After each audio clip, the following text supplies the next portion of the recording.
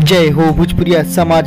जी हाँ, तो आज आप लोग के बीच भोजपुरी के पावर स्टार पवन सिंह के लगातार कई बड़ा धमाका के खबर लेके मिली, जो उनकी फैंस लोग ला जानर बहुत जरूरी, यानी खुशखबरी के रिपोर्ट बा। जी हाँ, तक कहल जाओ दूगो गाना के रिपोर्ट बतैले रही कि अखिलेश कश्यप जो लिखले बन जब राजस्थानी घाघरा के अनाउंसमेंट हो गई गीत केवल, और एक और गाना जो ई गाना आवे लबा, लेकिन साथ ही साथ और नया बड़ी खबर आ रहा सामने।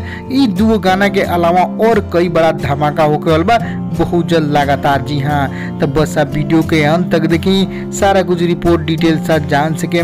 उससे पहले एक और रिक्वेस्ट करें आपसे कि यदि आप भोजपुरिया आर्यन चैनल पर नया बानी तो जुड़ जाइए, सब्सक्राइब कर ली और एक घंटी के आप जो दबा दी। जी हाँ, तो चलिए आप दर्शक फैंस बताए नया तरो ताजा रिपोर्ट बड़ी खबर। उनकी बोलबम सेशन में तो कई बड़ा धमाका गाने पहुंच गई, कहे कि उनकरे गाना ही बा महादेव का दीवाना, उनकी भोजपुरी के सबसे सुपरहिट गाना साबित हुआ बोलबम सेशन में। जी हाँ, अब कहल जाए बोलबम सेशन अब अंत कगार पे बा और बहुत जल्द बोलबम सेशन भी खत्म हो जाई, तो ओकरा बाद लगातार पवन सिंह के कई बड़ा धमाका होकर यह नया खबर लेकर बनी। जैसे बोलबम सेशन 3 तारीख खत्म हुई, ओकरा बाद धमाका ही धमाका हुई महादेव के दीवाना जैसे देखनी धमाका बोलबम में वो तरह कई बड़ा परफॉर्म से देखे। अभी तो सिर्फ ऑडियो गाना देखे, ओकरा बाद वीडियो जो परफॉर्म शूट हुई वो बड़ा और कुछ देखे, कहे कि कुछ अलग म्यूजिक लेके आयल बा, तैयारी कैल बा गजब के।